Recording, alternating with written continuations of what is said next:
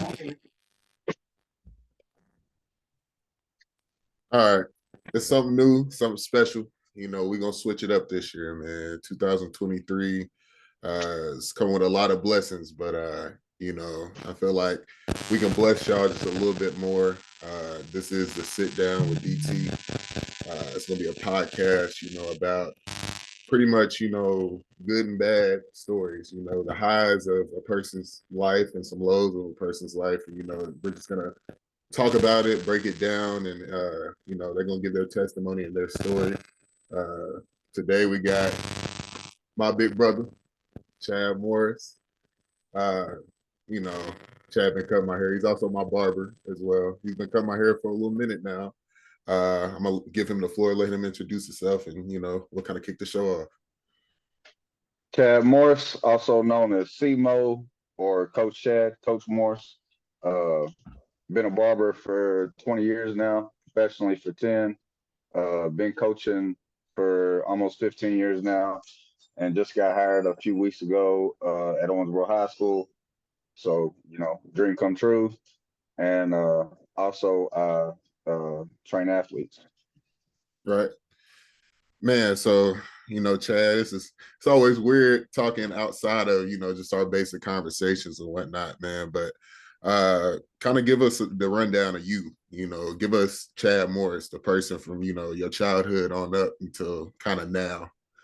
Just kind of So break that down. grew up in what we call Mechanicsville on McFarland Avenue in a trailer. Uh, Mm-hmm. mom and dad, two brothers, and we always kept somebody in the house that mom and dad kind of took care of. So it was 8 people in a trailer, 2-bedroom trailer. Mm-hmm. But it was always about love. It was never about money. We never had the best of stuff, but they made ends meet. Uh, Grew up in Owensboro Public Schools. Been here all my life. Uh, Went to high school at Owensboro. Played basketball early, and then kind of went to the streets when life started hitting me in the mouth. Had my grandpa, who was my best friend, passed away.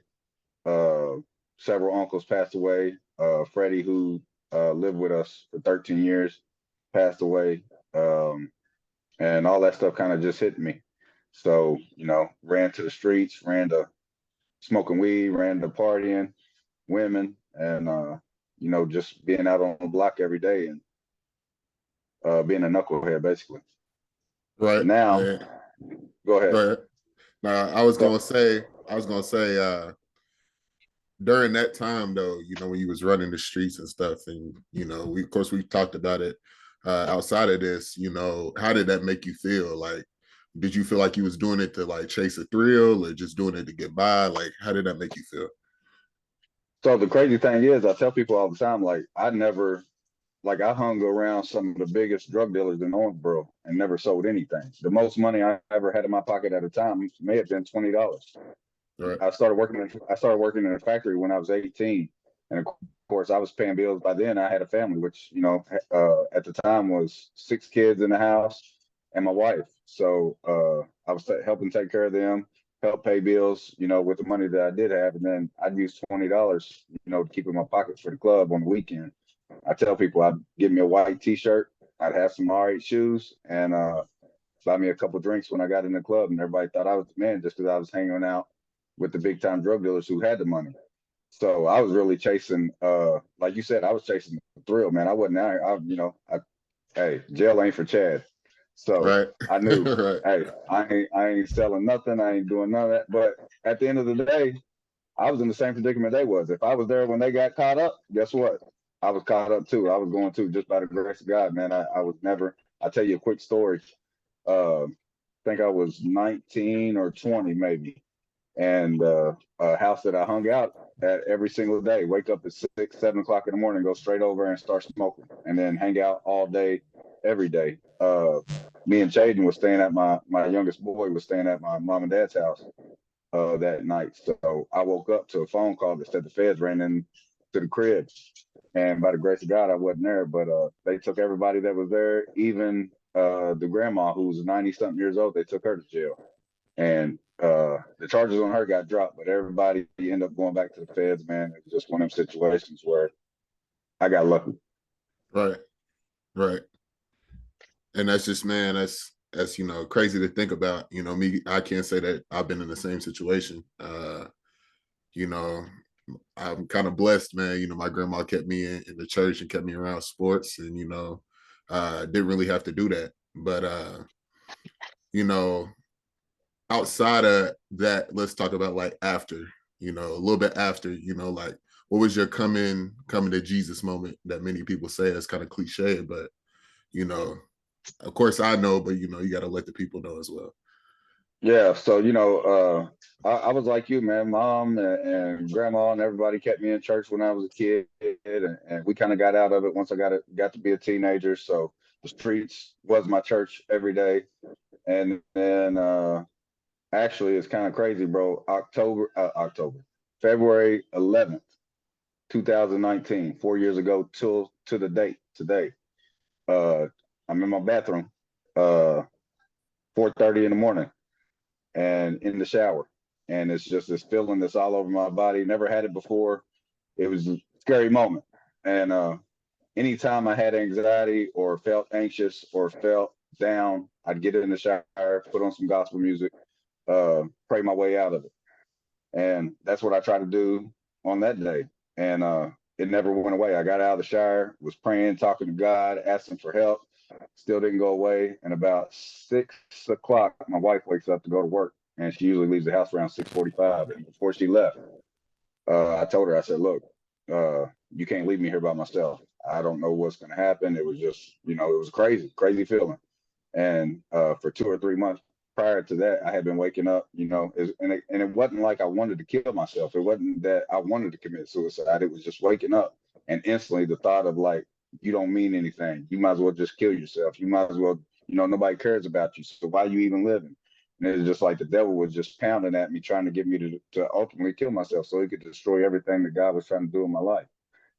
So, luckily, she said, "Hey, we got to go to the emergency room." Took me to the emergency room. Doctors ran the test, plugged me up to all these wires, and did all this stuff, and came back in. The doctor says, "Man, you got chronic depression, severe anxiety. You're having panic attacks." And at the time, I had been smoking weed since I was 16 years old. And at the time, I was 31.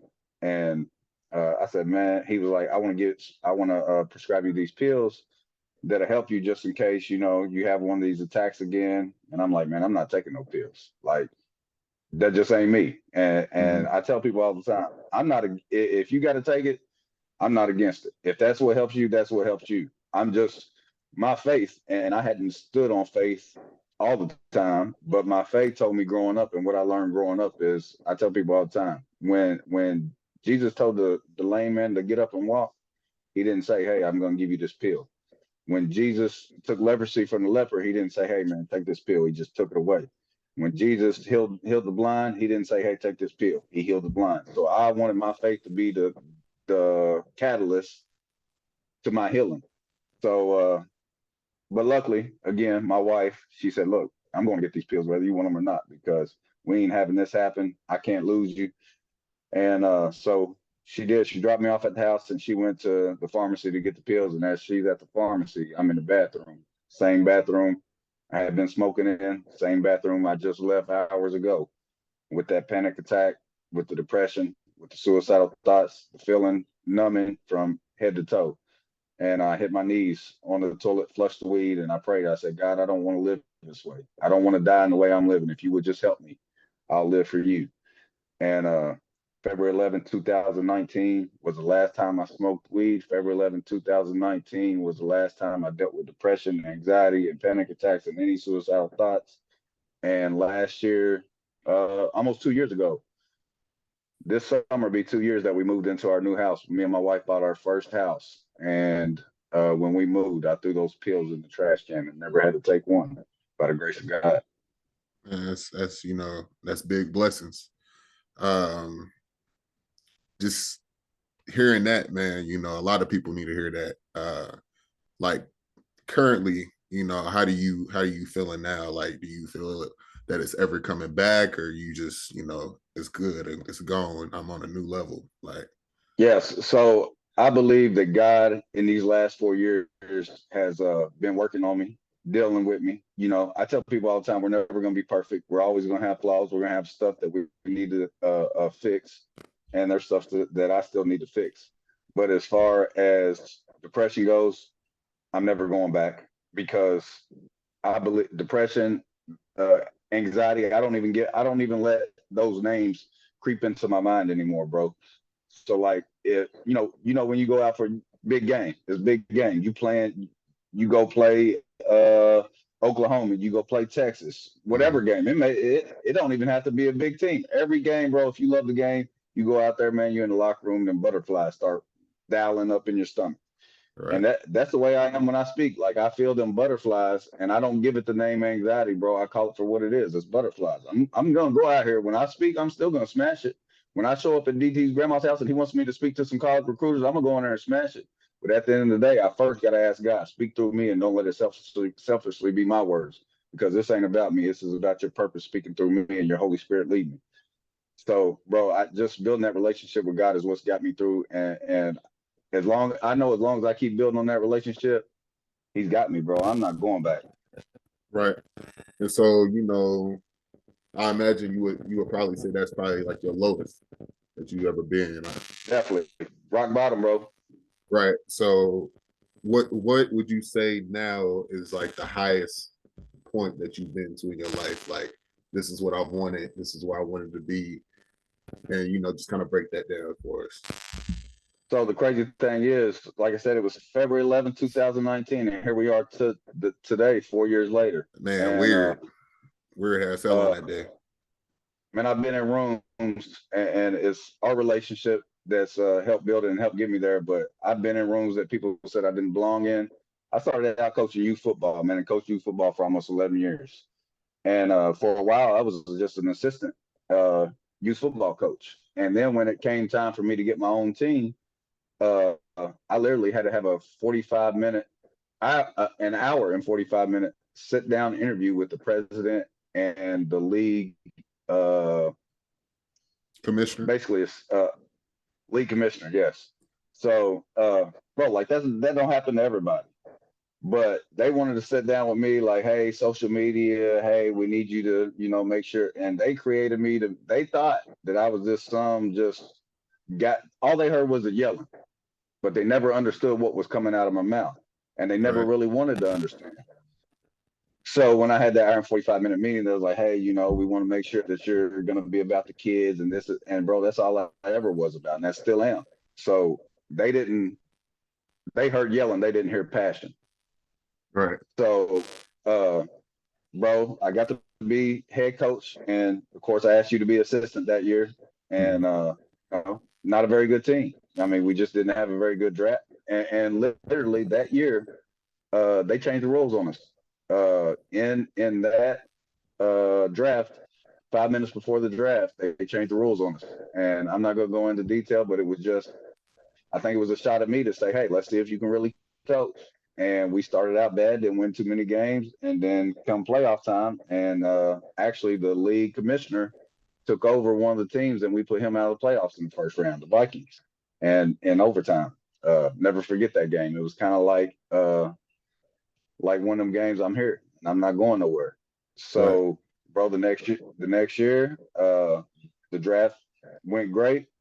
Lost one game in the regular season, lost in the championship, and kind of the same thing, bro. Like the rules have always been that the top two coaches with the best records get the All Star teams, and that year they skipped over me, didn't give me an All Star team. So, and at this time, COVID, right after that season, COVID was coming up, and so I had been sitting at the same table I'm sitting at now, man, and it was like 11:30 at night, and I had been following this guy named Jorge Sierra out of Massachusetts, and great dude, man. That's my guy. But he was doing this mentorship, basically. And at the time, man, I was broke, had no money. I mean, not even 50 cents to my name. No money saved up, no money in the bank. And Jorge said he was doing a live, and he was talking about, hey, man, I want to help you. And his line is paralyzed or prosperous, because when he was a youngster, man, he got shot in his back several times on the courthouse steps and got paralyzed and changed his life, man, became a barber, ended up being on the barber board and now is a motivational speaker. But man, I took our what was the money we got, bro, for COVID? The Uh, 1,400 you talking about the PP? No, not stimulus. PPP. Yeah, Hey, stimulus. I said hey, PPP loan. stimulus, bro. Hey, that was the word of the year for about 2 years. Stimulus. Yeah. No, yeah, we got that stimulus. So I got my stimulus money, $1,400, and well, we was about to get it, and I went in the room and told my wife, I said, "Hey, I'm about to take this $1,400 and pay Jorge to do this mentorship." She was like, "What you mean?" She's like, "Hey, you ain't working. Shop shut down for 3 months. We got COVID going on, a lot of unknowns. What are you talking about? You know, not those exact words. You know, she had a few choice words, but Man, sparked it up. she's like, "What you talking about?" Yeah, she's like, "What you talking about?" And I said, "Look, I said I'm tired of living check to check. I'm tired of living week to week. It's time for a change." And at the time, we was living in another rental house. I said, "Man, I'm just ready for a change." And so me and Jorge did a 3 or 4 month mentorship, and just hey, he showed me the ropes of saving, of budgeting, of speaking, motivational speaking, and what I needed to do in the barbershop. And within so after those 3 months of the shop shutting down, within a year, man, I had saved $13,000, bro. And that summer, we bought our first summer 2 years ago. We bought our first house, which was in June. And so that's just God's grace, you know, All right. from those that February 11, 2019 to 2021, bro. We bought our first house, and you know, grateful for it. And back to the coaching aspect. So I took a year off during that mentorship with Jorge. I took a year off from coaching and said, you know what? Maybe this really ain't for me. Maybe I just need to focus on the shop, focus on my kids, focus on my family. But that year off, bro, when you don't do something that you love, when you don't do something that you're passionate about, and you take a year off from it, bro, I believe that's God's way of saying, hey, do you really love it? I need you to come back to it if you do love it. All right. And so crazy, 6 years in a row, I had put in my application at Owensboro Middle School to be an assistant coach. They had 6 different assistant coaches in 6 years. 6 years in a row, 6 different assistants. And Chad didn't get not one interview. So the 7th year rolls around and I fill out my application again. I message the head coach, like, Coach, if there's a spot open this year, I want to be the coach. And I want to be assistant coach. And the runaround had always been, well, we're kind of looking for a teacher and a coach, you know, somebody that can do both. And of course, I was just a barber, so wasn't a teacher. So I had to take it for what it was. I had contemplating going back to school to get a degree. I mean, that's how much I love coaching. I wanted to do it at whatever it took. And the 7th year, man, he called me. He actually called me. Head coach called me. He said, "Man, you need to get on the website and fill out the application. We got a guy retiring this year, and you ought to fill out the application." Did it. Filled out the application. Waited a few months. I hadn't heard nothing back. So I hit him up. I'm like, "Hey, coach, what's up?" I'm just trying to figure out what's going on. Trying to get myself ready for youth football again, if that's what I'm going to do, whatever it is. And he's like, "Yeah, well, you know, I got some guys I'm looking into, a few other guys, and I'm going to talk to them and talk to them and talk." And I'm like, "Man, you told me to fill out the application like you was ready for me to come be your assistant." Right. So it was kind of the feeling again, bro, no value. Like, you really don't see the value in me. So he ended up saying, you know, you can come see me next week. Let's sit down, talk, and see where we're at. So I prayed about it, man. Hit a couple of my mentors up, and we still good. Yeah, I can hear you. All right. Hit a couple of my mentors up and was like, "Man, I need y'all to pray for me because, you know, this is what I've been wanting for the last 7 years. And now I don't even know if I want it, man, because I don't feel value." And that's a key to whatever you do, man. Go where you're valued. Go where people can see, man, what you bring to the table. And go where people's gonna allow you to use what you bring to the table. So I ended up declining the interview. Message called him back a couple of days later, said, "Coach, I appreciate you, but I just don't feel like now's the time. I'm gonna decline it." And 2 weeks later, I'm sitting in a 7-on-7 game at the high school for my youngest boy. And the head coach walks up to me, sits down beside me. He goes, "Man, I'm really looking for coaches if you know anybody. I'm having a hard time getting a coach to come in. I'm having a hard time with the guys that I got. I need some consistency. He said, so if you know anybody, let me know. I said, Coach, I know somebody. He's like, oh yeah. I said, yeah, you sitting beside him. I said, man, I'm ready. You just gotta let me know. He said, well, I just want to make sure this is gonna work. I said, look, Coach, I, I run the barbershop. I make my own schedule. I'm ready. Whatever. I don't need no money. I don't need none of that. I'm ready to rock. So he ended up, I ended up going to practice actually. Didn't even have to have an interview. Went to practice, talked to the team a little bit after practice, and he told the team, he said, yeah, we're gonna end up hiring Coach Morse tomorrow. He'll be back at practice, and got hired as a middle school coach. 7 years later, after trying 7 years in a row, bro, and you know this, we want it right away, but we may not need it right away. So I'm learning to be thankful for when God says yes and to be thankful for when God says no. And so middle school last year was great. We ended up being the state champions. Actually was my second state championship because my son ran track and done high jump and triple jump. And Coach Tate, I will mention his name because man, he gave me an opportunity and he seen value in me. I had no clue what to do with track. He said, "Hey man, you know how to motivate. Go get these guys to jump over his daggone bar." So I became the high jump coach and got to coach my son. And he came in second in state. We won the state championship. Went on the football, won the state championship. And man, as a middle school coach, we get to be on the sideline for the high school. So Friday nights, I'm on the sideline at the high school games, man, just pouring love into the kids, pouring love into the coaches. You need me to get water, I'm getting water. You need me to massage your cramp out, whatever I got to do, carry off the field, whatever it is, man. I'm just going to be a servant. And I believe leadership starts as being a servant. You got to be a servant in order to be a leader. And I just did everything I was asked to do. Ended up filming practice for the last 3 weeks of our season during playoffs, standing out there freezing, and just willing to do whatever it took. And I believe ultimately that's what opened up the eyes of the high school coaches to see value in me, man. And 3 weeks ago, I got officially hired on as a freshman assistant and varsity assistant football coach at Owensboro, all in a Major, matter of 4 years, bro. major. That's major. Hey, that's a major key right there. Of course, that's something I knew about. It's something that you've been wanting and you've been praying on. So that's definitely big. The next thing I'm gonna ask you, and you've asked me this before. Just going into life, man, what's your why? What pushes you? Like, what wakes you up in the morning and makes you keep going?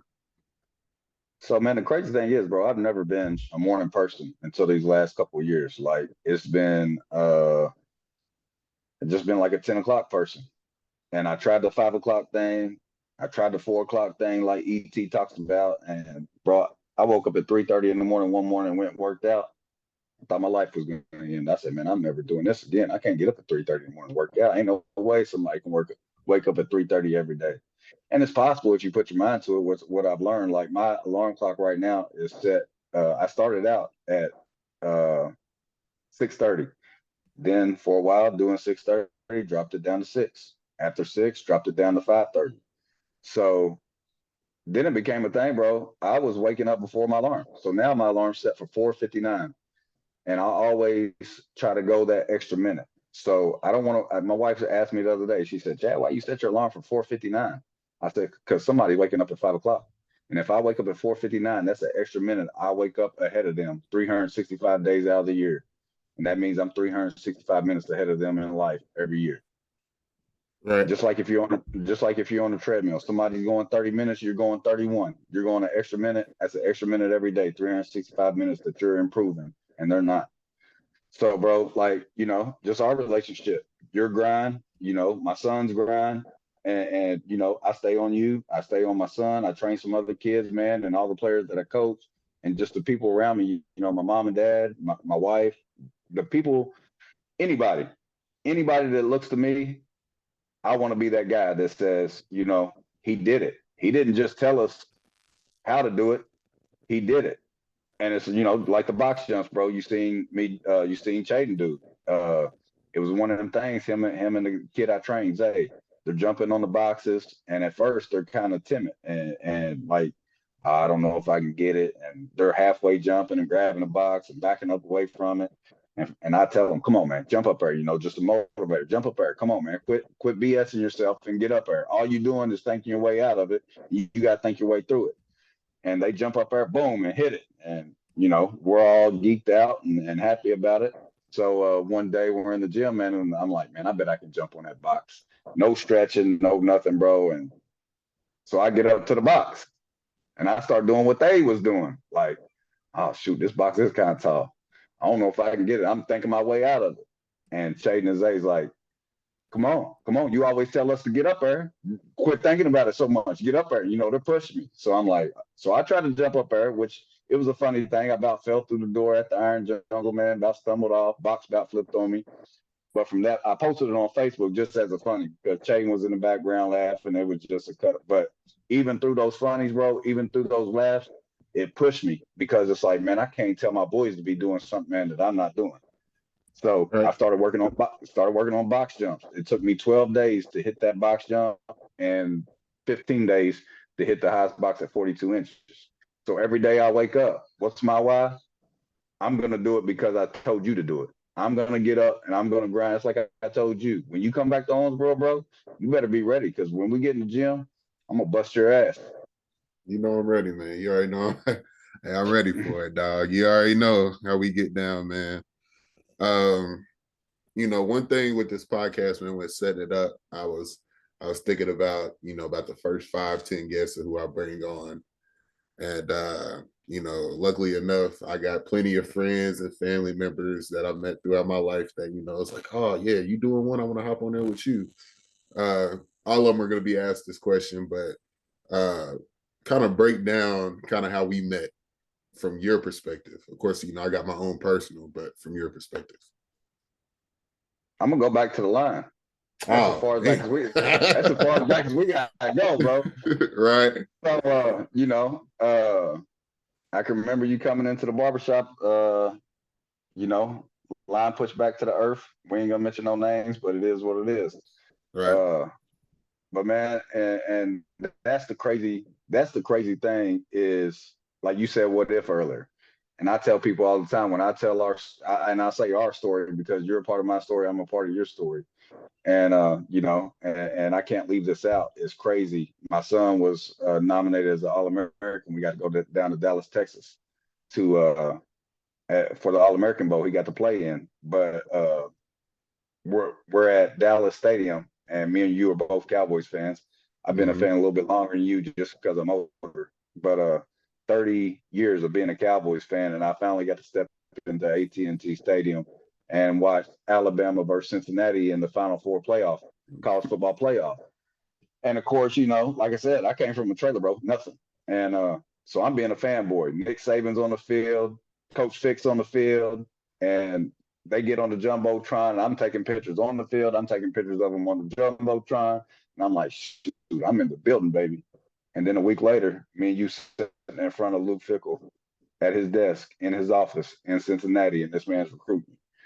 Right. And that's what I mean by like people said, when people said I didn't belong as a youth football coach, and you telling me I'm sitting in front of Coach Fickle in Cincinnati, one of the top football coaches in the nation, top 4 program, it's like, man, don't tell me God ain't real, man. Don't tell me God ain't moving in this.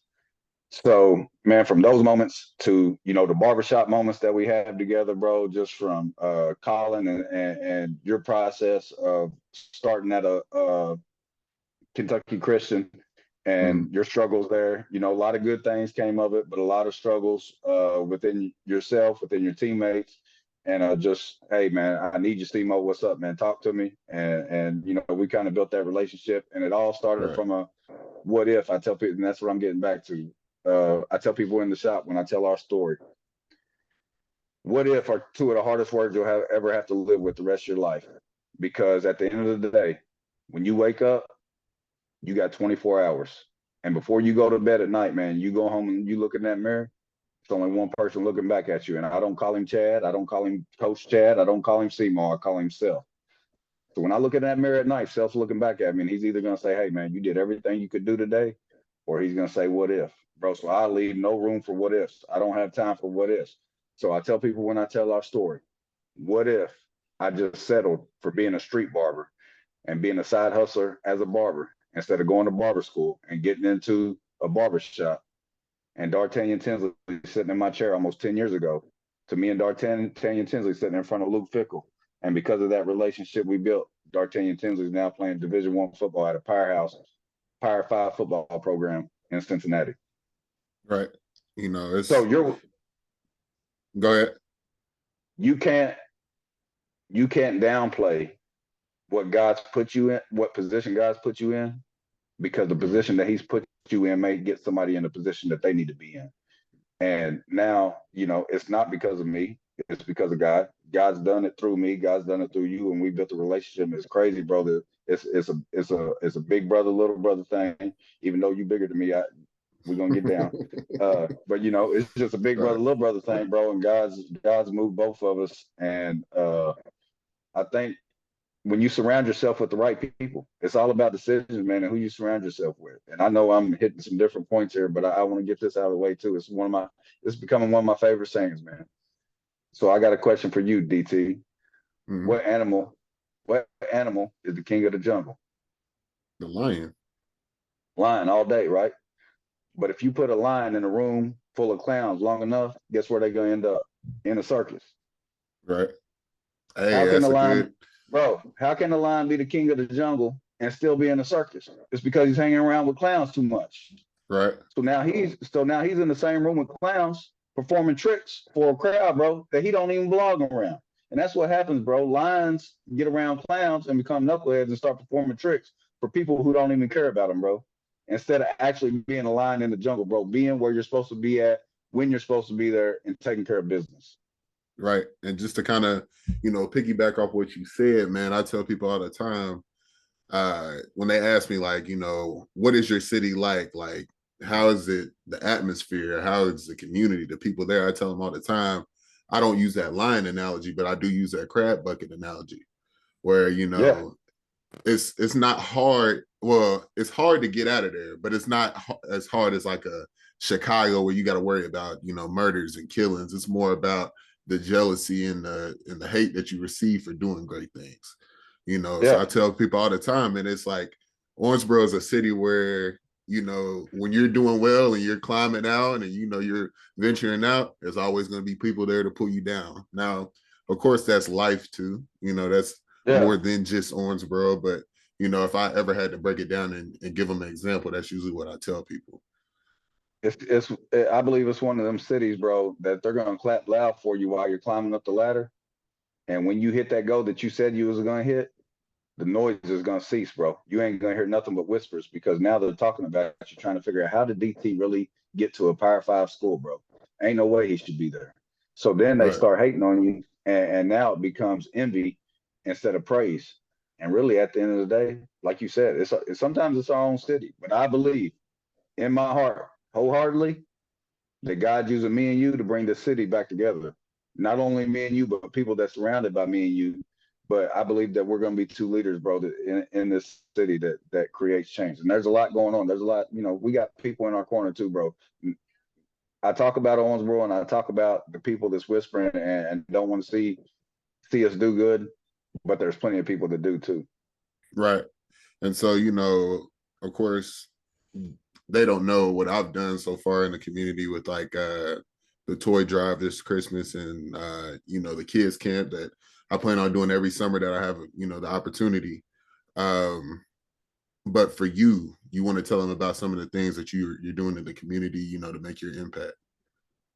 So for the last four, 4 maybe 5 years. I've been a part of a event held by Justin and Rebecca Klein, and they have a lot of help. But it's held at their house on what Justin calls the side yard, and it's Mm-hmm. an event called Bless the Block, man. And it basically just brings the community together. Anybody's invited, brings the community together, man. Justin brings E2, who is the Christian rapper, and he always has what he calls the goats of Bless the Block. And every year, I've been blessed, man, to be a part of the GOAT float, be a part of the GOAT group, and just representing, man, what our community is about, being a leader, and getting to speak at those events, and getting to just be around kids, and basically letting them know, man, I'm here.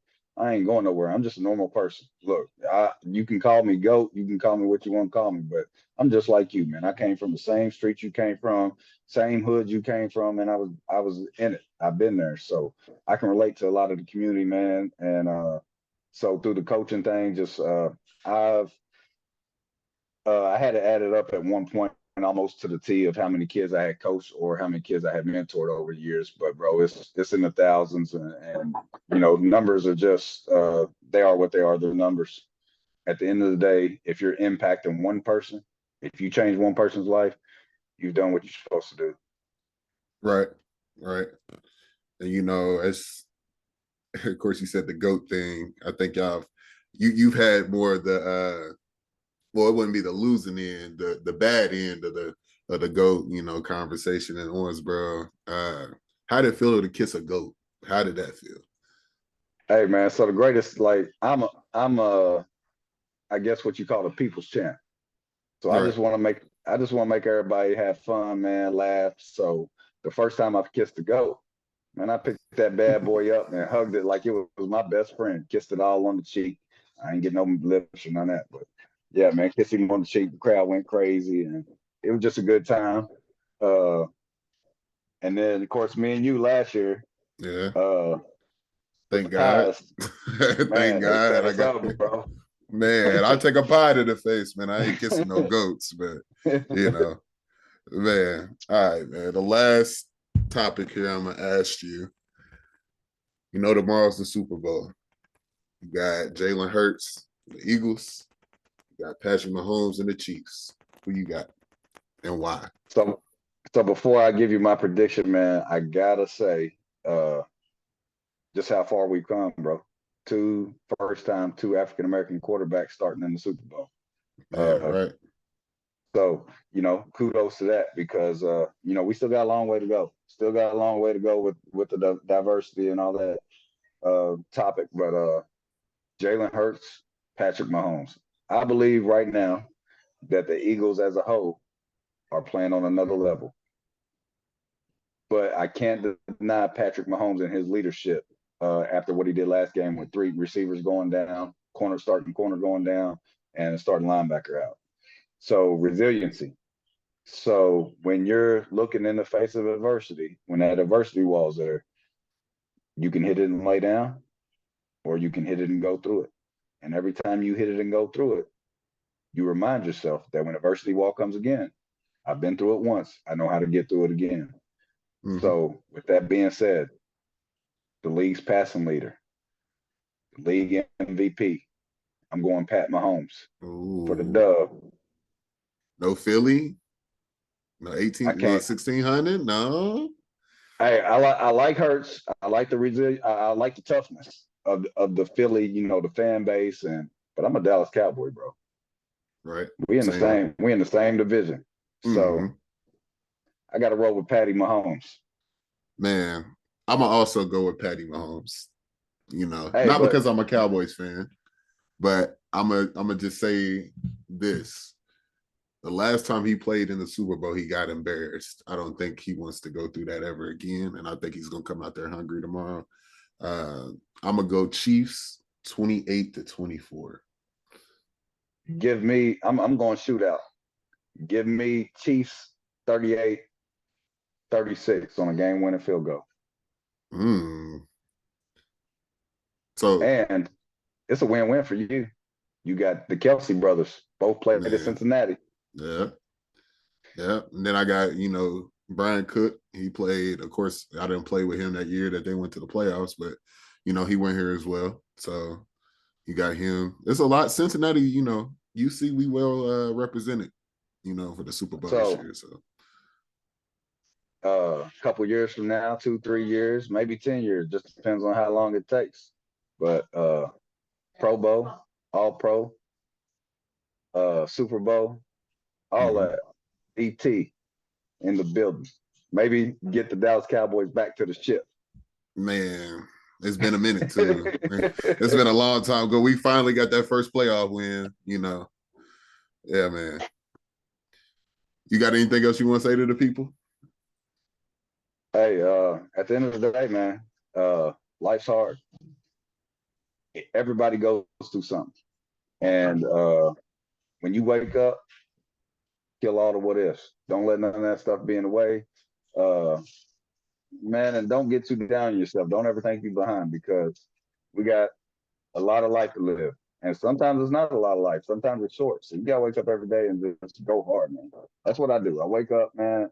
I'm getting up 4:30, 4:45 in the morning, going all day till 7:30 at night. Sometimes I don't get back home.